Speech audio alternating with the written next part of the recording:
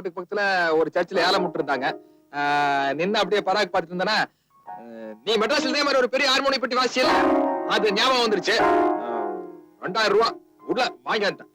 2000 ரூபாயா? எதுக்கு மாமா, சும்மா வேஸ்ட் தானே.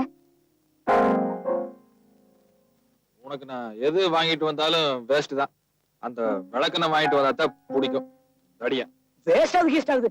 விளக்கெண்ணா விளக்கெண்ணெய் தான். மொத்தமா அழுக்கு துணி போட்டு வைக்கிறதுக்கு இதான் அம்சமான விஷயம். பெரிய விளக்கெண்ணெய் வாங்கிட்டு வந்தது கரெக்டா போச்சு. நீ இந்த மாதிரி ஏதாச்சும் இடத்துல பண்ணுவேன்னு எனக்கு நல்லா தெரியும். அதனாலதான் உனக்கு பாத்தியா இது. ஐயோ ஊரு எங்க என்ன ஊரு? மாமா விசில் எனக்கு ரொம்ப பிடிக்கும். அது எச்சி. பரவாயில்ல மாமா, சொந்தத்துக்குள்ள என்ன எச்சி?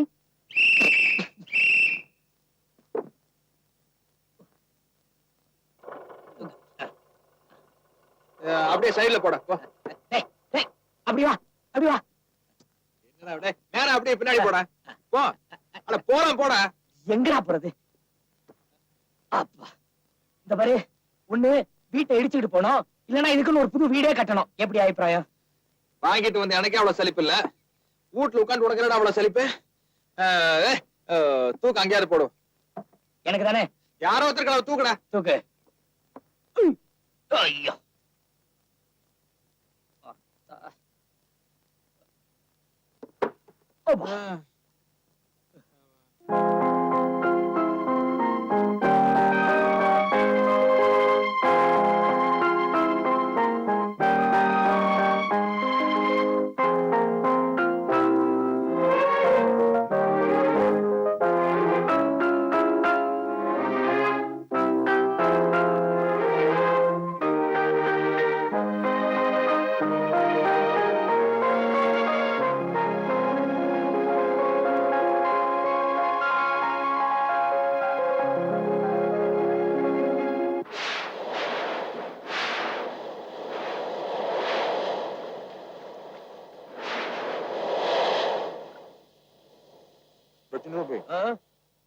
என்னடா மழை இந்த போடு போடுது?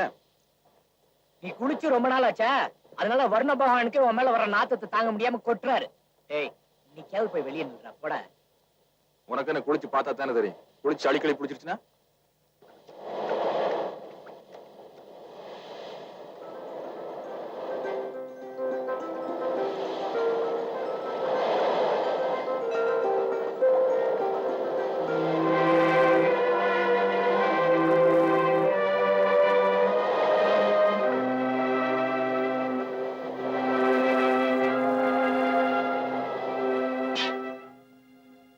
ஆயிரக்கணக்கான கீதங்களை தனக்குள்ள அடக்கி வச்சிருந்த ஒரு அருமையான பியானோவை தேவையில்லாம வாங்கிட்டு வந்து ஒரே நாள்ல சாகடிச்சிட்டீங்களே. இப்ப உங்களுக்கு திருப்தி தானே? கற்பூர வாசனை எல்லாத்துக்கும் புரியாதுன்னு சொல்ல. இதை விட எனக்கு கழுதைனே சொல்லிருக்கலாம். ஏன் கவி திட்டுற? என்ன பியானோவை வாங்கிட்டு வந்து இப்படி மழையில போட்டிருக்கீங்களே. காலையில அது பியானோவா இருக்காது, பிணமா தான் இருக்கும். இனிமே அது பாடாதா? எப்படி மாமா பாடும்? தெரியாத விஷயங்களை தலையிடுறது, கிடைக்காத பொருளுக்கு ஆசைப்படுறது, இதுவே உங்க பழப்பா போச்சு. அப்போ அந்த பியானோ சாகிறதுக்குள்ள எனக்காக ஒரு பாட்டு பாடு கவி.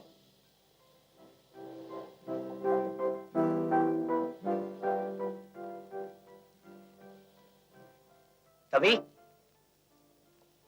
பெரிய தம்பி ரொம்ப ஆசைப்பட்டு கேக்குறான். அவனுக்காக ஒரே ஒரு பாட்டு பாடு. அவர் ஆசைப்பட்டா அதுக்காக நான் எப்படி மாமா பாட முடியும்? யாருக்காகவும் பாட வேண்டாம். ஆயிரக்கணக்கான கீதங்கள் அழிய போகுதுன்னு இப்ப சொன்னியே, நீ மனசு வச்சா அதுல உன்னையாவது காப்பாத்தலாம் இல்லையா?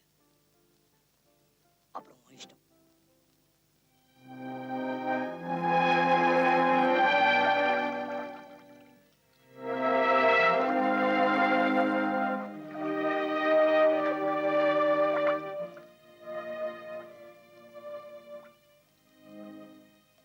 கவிதா, எனக்காக தான் பாட.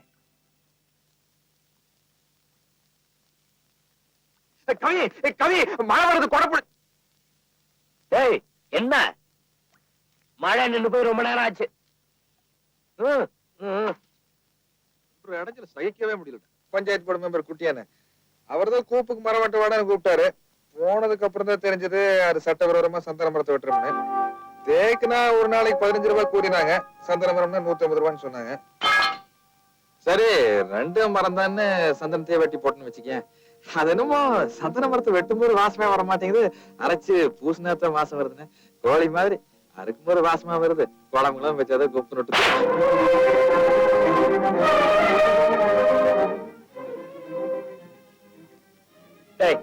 உனக்கு ஏன்டா அந்த திருட்டு புத்தி? கவிதாவை கண் கலங்காம காப்பாத்துறோம்னு அன்னைக்கு வார்த்தையில சத்தியம் பண்ணி கொடுத்து வந்தோம்ல, சக்கரைன்னு பேப்பர் எழுதி நக்கணும் எனக்காது, காசு கொடுத்து வாங்கணும். அதுக்கு இந்த வழிதான் கிடைச்சதா?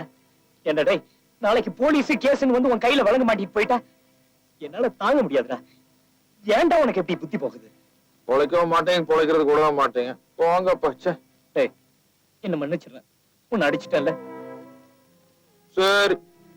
டேய் என்னடா அது, என் வயித்துல புளிய கலைக்கிறீங்க, போலீஸ் வளங்கள் என்னென்னமா சொல்றீங்க? நீங்க படிக்காதவனுங்க, உங்களுக்கு ஒண்ணுமே தெரியாதா? அத்தா நீ படிச்சு விடாச்சே, கொஞ்சம் விவரமா சொல்லுமா? ஆமா பாட்டி, சந்தன மரத்தை வெட்டுறது சட்டப்படி குற்றதா. சட்டத்தை எல்லாம் பாத்துட்டு இருந்தா உன் கழுத்துக்கு எப்படி தங்க சங்கிலி வாங்கி கொடுக்கறதா? உங்க கைக்கு விளங்க மாட்டிட்டா என் கழுத்துல சங்கிலி போடணும்னு நீங்க முடிவு பண்ணிட்டா இந்த வீட்டை விட்டு போறதை தவிர எனக்கு வேற வழியே இல்ல. பாருங்கடா, சுதந்திர போராட்டத்துல ஜெயிலுக்கு போனதுக்கு உங்க அப்பச்சியே எங்க மாமனார் 3 நாளா வீட்டுக்குள்ள விடல.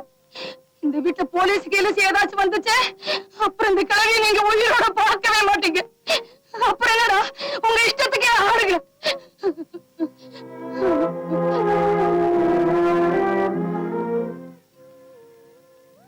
என்னமோ சந்தன மரம் வெட்டுறதுக்கு போய் நம்மளை பத்தி சோப்ராஜ் மாதிரி பேசுறாங்க. அப்படித்தான் போனா ஒரு 3 மாசத்துல வந்துட்டா போகுது. மத்தவங்க நல்லா இருக்கணுங்கிறதுக்காக கஷ்டப்படக்கூடிய உங்க நல்ல மனசை என்னால புரிஞ்சுக்க முடியுது. அதுக்காக தப்பு வேலைக்கு போகாதீங்க. இதை நான் எந்த உரிமையில உங்ககிட்ட சொல்ல முடியும்? நீங்க ஜெயிலுக்கு போயிட்டா வருத்தப்படுறது உங்க வீட்டுல இருக்கிறவங்க மட்டும் இல்ல.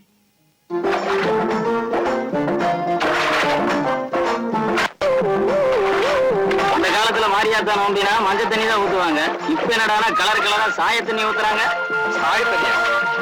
மாரியாத்தாக்கு ஜீன்ஸே மாட்டி விட்டுருவாங்க.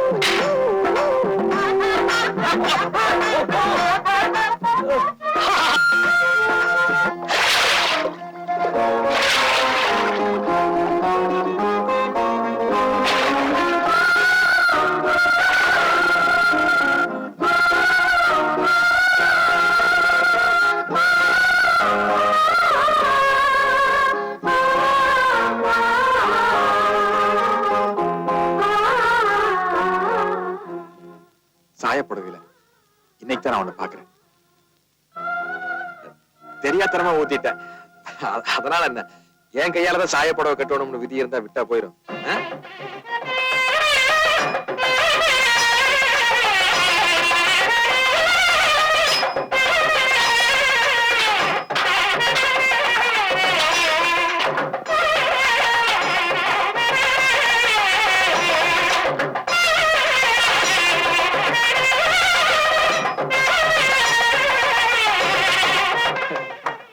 சாமி படிக்க ஒரு தேங்காய் உடைக்கிறீங்க?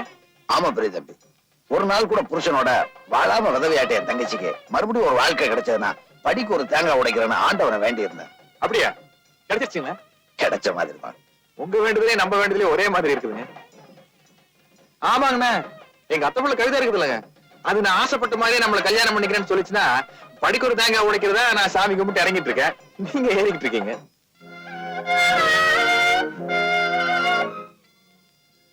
மீதி தேங்காய நீ உடைச்சிரு பெரிய தம்பி. ஏன் என்ன உடைச்சு சொல்றீங்க? உங்க வேண்டுதல? என் வேண்டுதல பாதியிலே முடிஞ்சு போச்சு. மீதி தேங்காய நீ உடைச்சிரு.